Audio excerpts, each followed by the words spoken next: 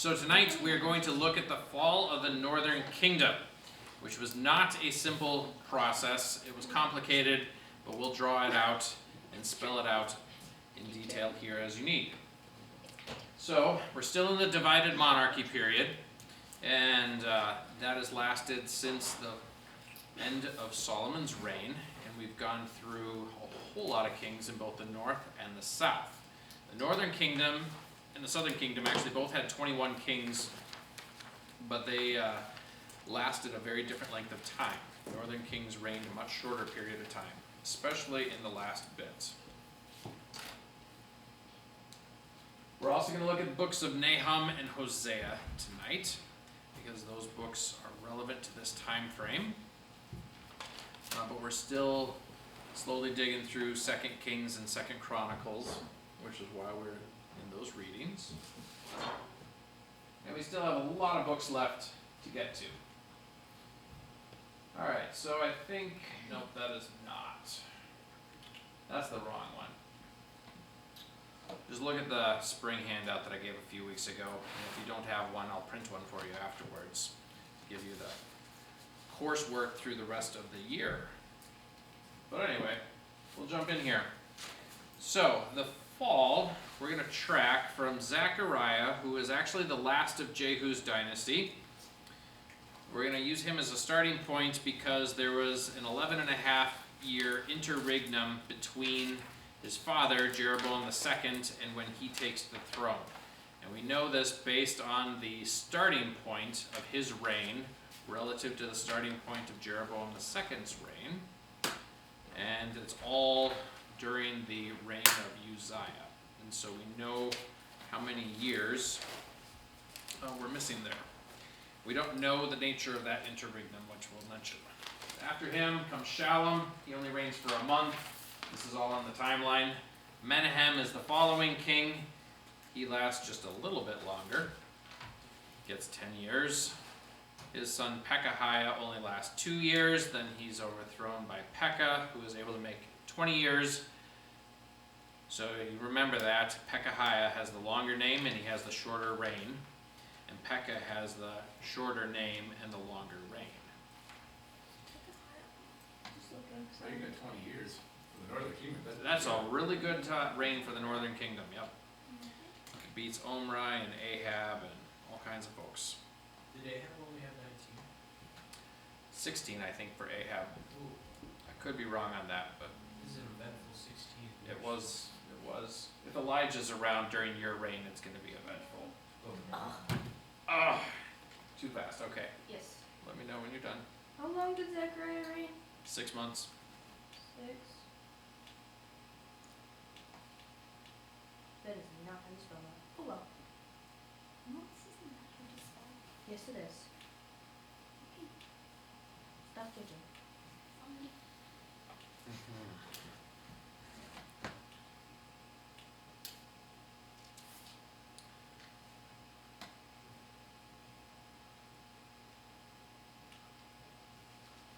Sorry, y'all. All right.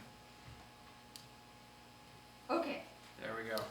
The last king is Hoshea. And he only gets 9 years before he's eliminated by the Assyrians.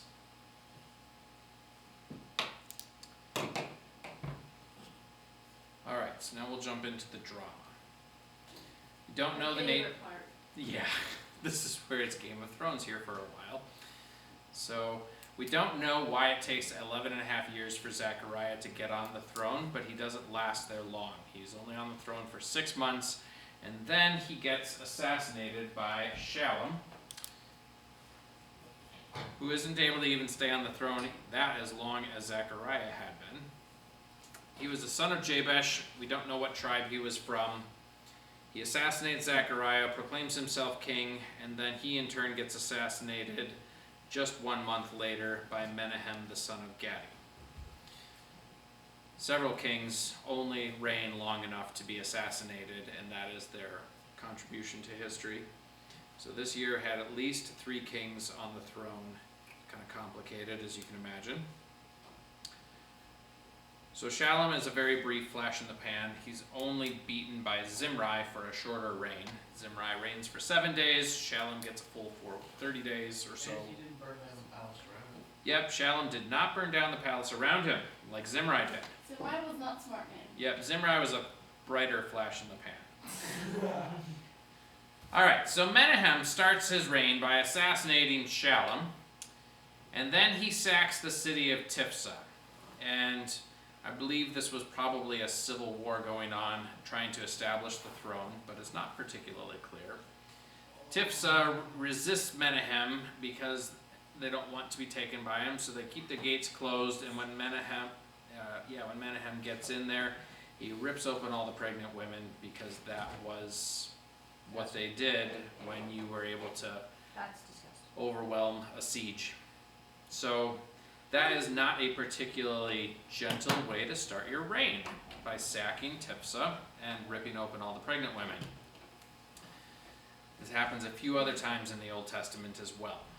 What do you mean, rip like, did he kill them? I'm sure they did not survive that Okay, process. that's, But So he yes, just went in there and just like slit open their stomachs? Okay. yeah, I don't know. That's horrible! It is horrible. I Why is this totally in the agree with you. Bible? Because wicked people are recorded in the Bible just like righteous people. This guy was wicked. Very much so. It says he continues in the sins of Jeroboam the son of Nebat. Do we remember what the sin of Jeroboam was?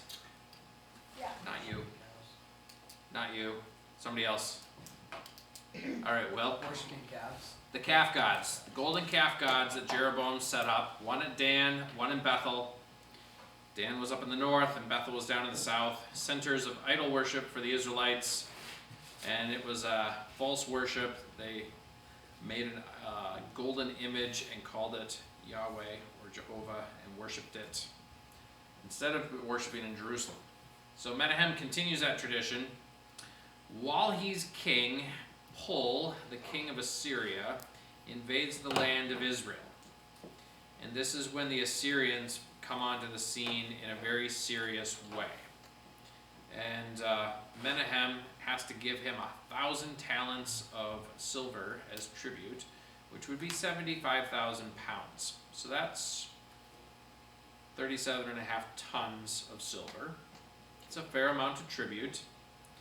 And by paying him that, Assyria then withdraws. This was a common diplomatic solution to combat. And at this point, Israel is becoming a tributary state of Assyria more than an independent state.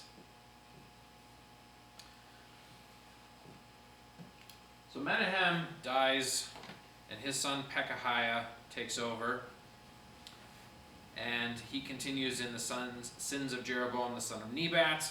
He only gets 2 years of a reign, and pretty much the only thing that's recorded about him is that Pekah, the son of Remaliah, conspires against him along with 50 men from Gilead, and they assassinate Pekahiah in Samaria. So he's another very short-lived king, with very little recorded about him. But he was the son of Menahem, and technically that would be the 5th dynasty of the northern kingdom of Israel.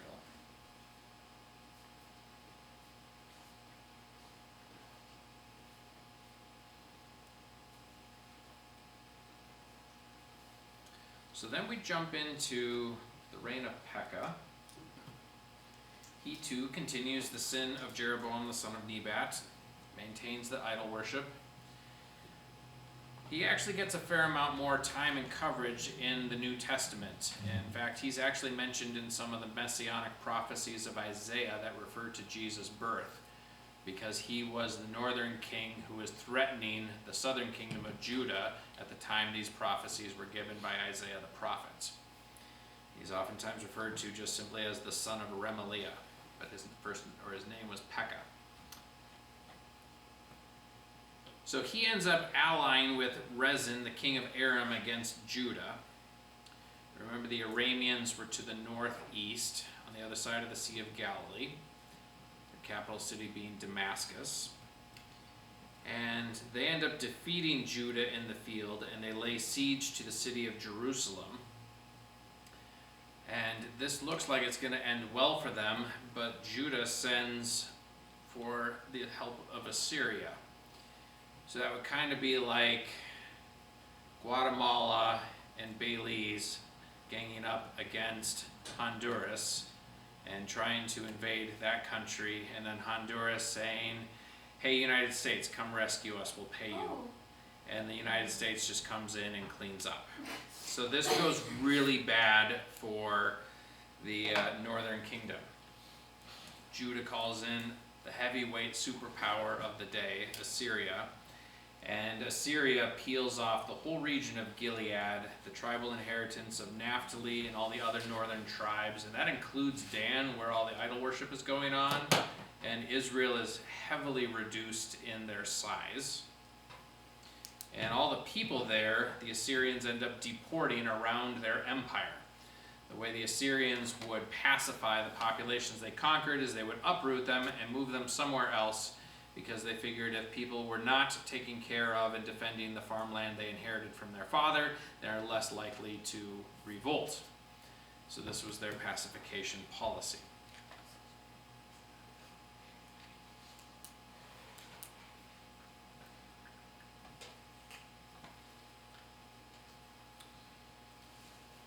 Let's see.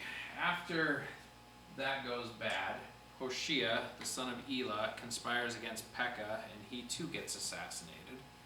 Could almost have a quiz: which king did not get assassinated at the end of his reign? I think only Menahem, maybe. wait, Could this double guy check that. Yeah, gets assassinated by. Pekah gets assassinated by Hoshea. Okay. We had Menahem. He died just of oldness. Old age or something else. His son took over the throne, so it was less likely to be an assassination. Some kings were assassinated and their son did take the throne, but not usually, especially in the north. If you want, you could look it up. It's in 2 Kings Like Alexander the Great, 15 or 16. his dad was assassinated. Yep, but he still got the throne. He's still- And Amaziah got assassinated, but his son got put on the throne. So, all right. So Hoshea is the last king of Israel, and he also does evil in the eyes of the Lord, which presumably would include the sins of Jeroboam the son of Nebat. But it says that he did evil not quite the same way as the preceding kings. His evil and stupidity, for that matter, was rebelling against the king of Assyria. Bro. So this is Guatemala deciding we're going to be free of American imperialism and stop paying tribute. And he sends envoys down to Egypt, which would be like Guatemala sending envoys to China, come defend us. And anyway, so Shalmaneser, the emperor of the Assyrian Empire at that time, comes and attacks Israel. He lays siege to the city of Samaria for 3 years. And you don't want to endure a siege ever in your life for 3 years, because food runs out long time before 3 years is up, and people start eating each other and eating things that should not be eaten, and it's no good.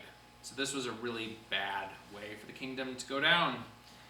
And in his 9th year, the city falls, and all the Israelites in the northern kingdom get deported to other regions of the Assyrian Empire, and the northern kingdom is no more.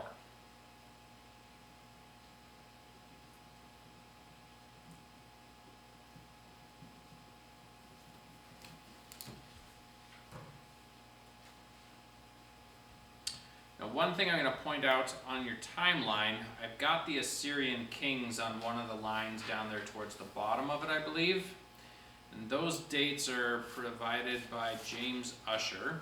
However, there have been a lot of inscriptions and tablets and all kinds of things discovered by archaeologists long after James Ussher died that probably change up the Assyrian chronology. I haven't been able to go back through it myself to figure out what a better one would be, and so this is the original James Ussher version of it. If you look up on Wikipedia, you'll find a few of these referenced, but they usually go by another name. And then there's like 5 Shalmanesers. I think this actually is Shalmaneser the 5th, perhaps. But the length of their reigns is not going to align with James Ussher's timeline. And one of the challenges with Assyrian chronology is that every single king had to one-up their father. And so what their typical practice was is everything their dad did, they claimed to do in the first couple of years of their reign, and then everything they did on top of that, they added to it, which has a tendency to inflate not only the length of their reigns, but also all the wars and activities that they did, because they just adopt what dad did and claim it as their own, write their own history. And so there are some kings of Assyria that are supposed to have reigned for 20 or 30 years, but there's only record for 14 of those years. And so it's not really easy from the archaeological record to actually nail down the Assyrian history. So we're just attaching the Assyrian history to the Israelite history that we find here in the New Testament. Does anybody have any questions over the demise of the northern kingdom? We have assassinations after assassinations, Assyrians and Arameans running all about. Pretty failed assassination attempts you think happened. Yeah, it doesn't record failed assassination attempts. There were a lot of successful ones. So, all right.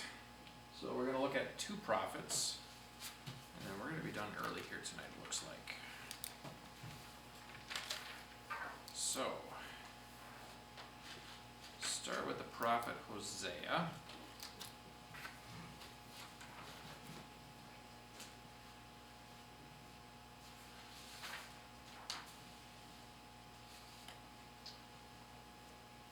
So Hosea has a really interesting story at the very beginning of the book, because the first thing God does is command him to marry a prostitute. Oh, that's right. Huh? That's that guy. Yep. Wait, so that he can change her? Nope, She does not change. she doesn't change. Then why did God want, will we get to that? Yep, because God wanted to create a prophetic image of God's relationship with Israel. Wait, So, is this the guy that you talked about in youth group? yep, Yeah. yep, he marries Gomer. We should actually play the Third Day song, Gomer's theme, at the end of this, because that would be a great way to end it. So he marries Gomer and has 2 or 3 children by her, and one is named Not Loved, and another one's named Not My Own, and another one is named something else that's just awful. You'd never name your child that. Why? Dude, those kids must have depression. Because, yeah, God himself named them and such. Oh. Anyway, and so then Gomer runs off and lives with another man for several years, and then God comes to Hosea and commands him to go get Gomer, and at this point Gomer has actually become enslaved because she was in debt and that she had to pay off her debt by enslaving herself, and so Hosea had to pay for his wife back and bought his wife back from another man, and that was a prophetic picture of what God was going to do with Israel, which is actually what happened with Jesus. He paid to buy Israel back and to pay the way for salvation. But anyway, so this ends up being a prophetic warning. So we get some of these themes in the book of Hosea. It talks about God's love and faithfulness. And Hosea emphasizes God's steadfast love, sometimes translated grace, and that was all in spite of Israel's unfaithfulness. So especially the northern kingdom, they're worshiping the calf gods, and God was still loving them, and his love endured even when his people were turning away from him. But then you see this depiction of spiritual adultery and idolatry. You have Israel as the unfaithful spouse, just like Gomer, engaging in idolatry, worshiping Baal and all the foreign gods instead of worshiping the real one true God.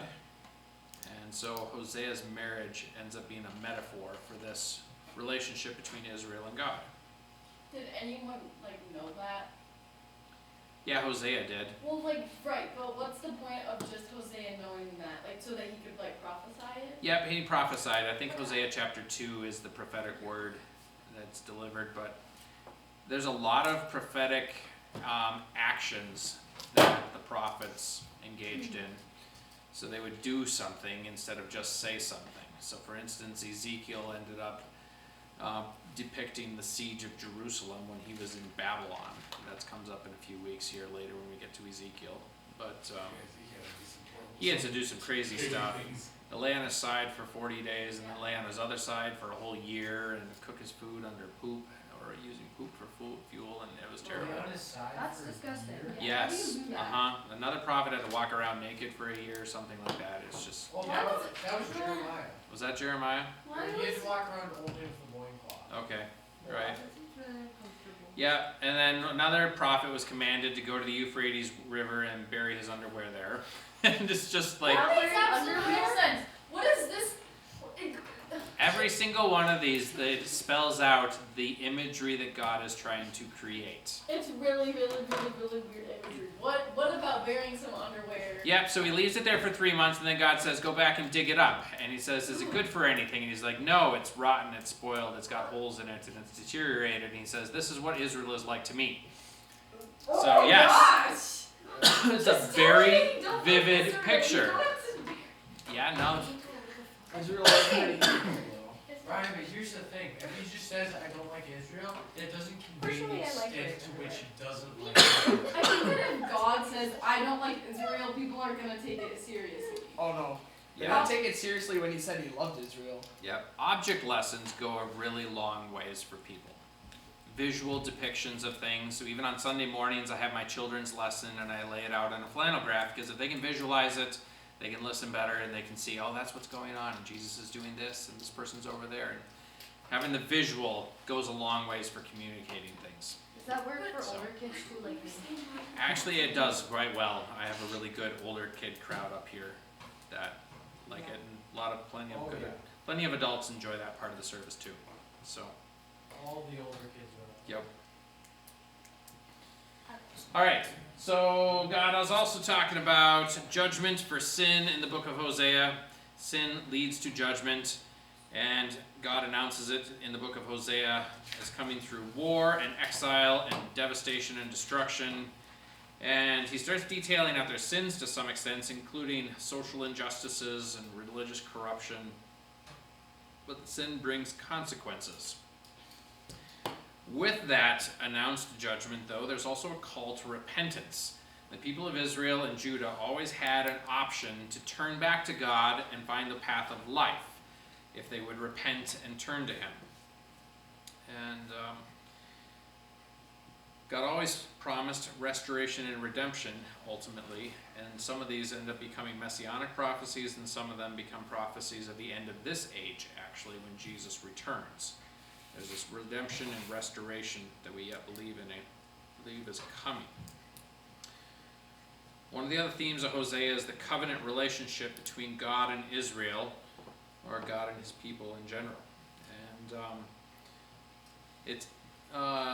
uses the imagery of a human marriage an awful lot, and that is a covenant relationship where a man and wife vow to fulfill their side of the obligations in spite of what the other person may do or not do. And God has a similar covenant with mankind. The next prophet is Nahum. And Nahum is one of those crazy prophets that doesn't prophesy anything to the people of Israel. He actually goes to Nineveh, or prophesies to Nineveh. Like Jonah, this is the capital city of Assyria. Pretty sure Nahum comes after the prophet Jonah, because the people in Jonah's generation repented, but I do not believe that in Nahum's generation the people of Nineveh repented. He prophesies the fall of the Assyrian Empire, and he's prophesying this somewhere in the 730s, and it is fulfilled in 100 years later in 626 BC. So one of the things that's always fascinating to see in the Old Testament is that God will proclaim a judgment, and it may take 3 generations before He actually brings it about, but it does come. It always comes. There may be delays, there may be deferments, but eventually it comes. And Assyria felt that too. Yes.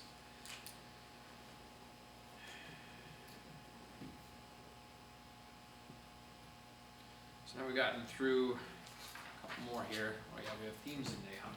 So this is actually a short one. I think we have it assigned as reading over break. This one also talks about God's justice and his judgment. This is specifically towards Nineveh. And this is interesting because God uses the Assyrians as his agent of wrath against the kingdom of Israel. And then at the same time, he proclaims a judgment against Nineveh because of their violence, oppression, and arrogance and brutality against Israel and a whole bunch of other nations. It's a really important thing to remember that just because God uses a kingdom does not mean that he is endorsing everything they do. He may use them as a tool and then destroy them in the next generation for their own sins and their own shortcomings. And since all have sinned and fallen short of the glory of God, it is just on his part to do that. But he uses people as an agent of wrath, of his wrath, regularly. This is one of those instances. Another theme is the fall of the wicked. Evil nations will not endure. And Assyria definitely had its share of sins. One of the new themes in Nahum, though, talks about God being sovereign, but not just over Judah and Israel, actually sovereign over all the nations of the earth and all of history.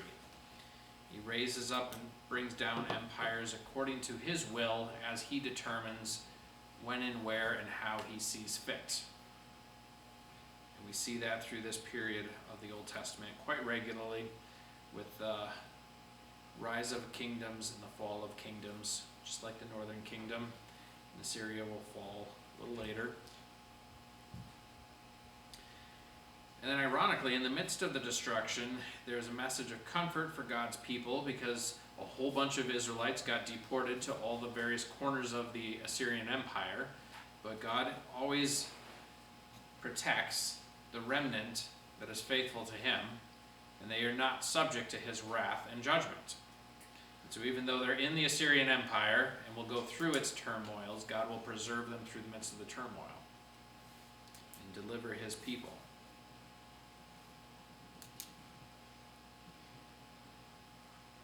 Talks about how God's got wrath, but also mercy.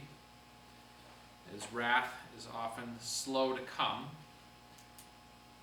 but evil is not going to be tolerated forever and left unpunished forever. And we just finally see the immense power of God displayed over nature and also all the nations. That is the book of Nahum. Does anybody have any questions over either of these minor prophets?